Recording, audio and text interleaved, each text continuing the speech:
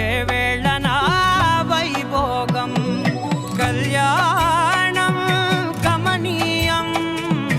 ఈ రెండు మనసులే రమణీయం ముడే ముళ్ళట ముడి పడుతుంటే ముచ్చట నాలుగు దిక్కుల కంట చూడ ముచ్చటైన వేడుకంట ఆ పంచభూతాల తోడుగా ప్రేమ పంచుకొనే పండగంట